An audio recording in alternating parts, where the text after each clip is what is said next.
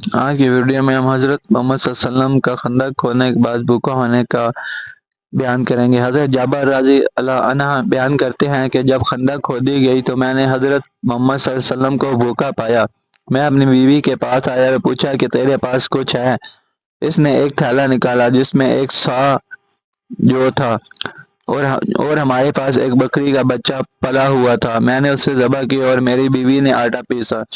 میں نے اس کا گوشت کاٹ کر ہانڈی میں ڈالا اور اس کے بعد حضرت محمد مصطفیٰ صلی اللہ علیہ وسلم کے پاس لوٹا۔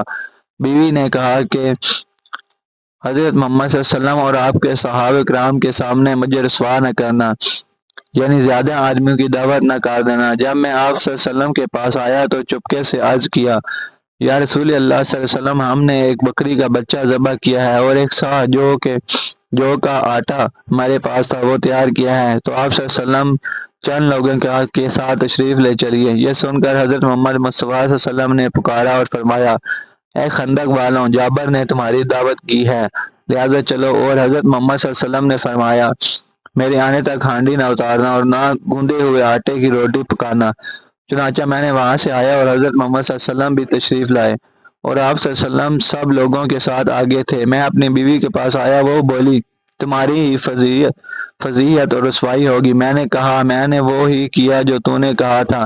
بالآخر اس نے گوندا ہوا آٹا نکالا۔ آپ صلی اللہ علیہ وسلم نے اس میں لعاب دان ملا دیا اور برکت کی دعا کی، پھر ہانڈی میں لعاب دان ملایا۔ اس کے بعد فرمایا، ایک روٹی پکانے والے کو اور بلا لو جو میرے ساتھ روٹی پکائے، اور ہانڈی سے سالن نکالو، مگر اس کو اوپر سے نہ اتارنا۔ حضرت جابر رضی اللہ عنہ بیان کرتے ہیں کہ اس وقت حاضرین 1000 تھے، اور میں خدا کی قسم کھا کر بیان کرتا ہوں کہ سب نے کھایا یہاں تک کہ چھوڑ دیا اور لوٹ گئے، اور ہماری ہانڈی کا وہی حال تھا کہ ابل رہی تھی اور آٹا بھی اسی طرح تھا، اس کی روٹیاں پک رہی تھیں۔ صحیح مسلم کتاب الشربہ حدیث نمبر 612۔